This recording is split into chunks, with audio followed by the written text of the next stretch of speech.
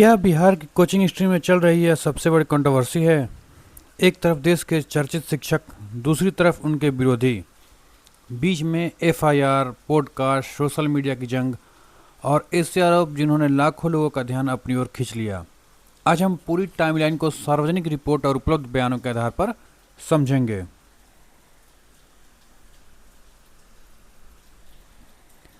यह मामला केवल दो व्यक्तियों का विवाद नहीं रहा। धीरे धीरे इसमें कई शिक्षक, सोशल मीडिया चैनल, पॉडकास्ट और लाखों दर्शक जुड़ गए। सवाल यह है कि आखिर शुरुआत कहां से हुई। पिछले कुछ वर्षों में बिहार की कोचिंग इंडस्ट्री तेजी से बढ़ी। ऑफलाइन से ऑनलाइन, यूट्यूब से ऐप और छात्रों के बीच लोकप्रियता की होड़ भी बढ़ती गई। इसी माहौल में प्रतिस्पर्धा पहले से कहीं ज़्यादा तेज हो गई। फिर सामने आया विवाद।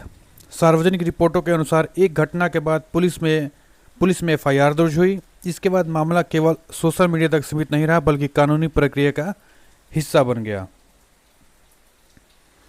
एफआईआर के बाद जांच शुरू हुई। अलग अलग पक्षों ने अपने अपने दावे किए, कानूनी दस्तावेज सामने आए। लेकिन याद रखिए, किसी भी मामले में अंतिम निर्णय अदालत और जांच एजेंसियों का होता है। विवाद बढ़ने के साथ दोनों पक्षों ने सार्वजनिक मंच पर अपने अपने बयान दिए। एक पक्ष ने आरोपों को गलत बताया, दूसरे पक्ष ने अपने दावों का समर्थन किया।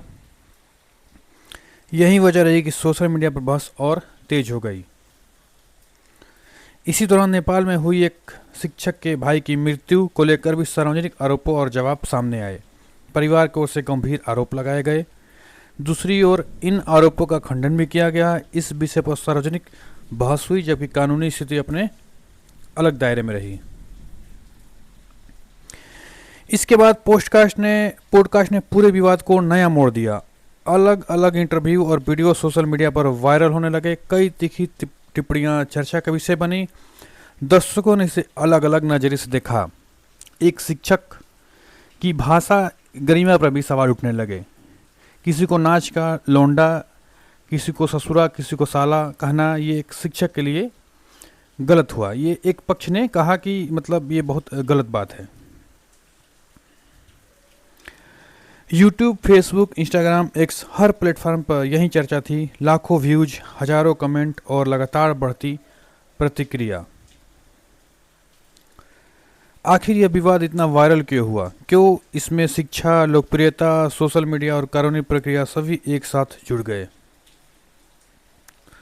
यह एक महत्वपूर्ण बात समझना जरूरी है। आरोप लगाना और आरोप सिद्ध होना दो अलग अलग बातें हैं। किसी भी व्यक्ति के बारे में अंतिम निष्कर्ष केवल न्यायालय और जांच एजेंसियां ही तय करती हैं। अगर पूरी टाइमलाइन देखें तो मामला कई चरणों से गुजरा। विवाद, सार्वजनिक बयान, एफआईआर, सोशल मीडिया, पॉडकास्ट और फिर कानूनी प्रक्रिया।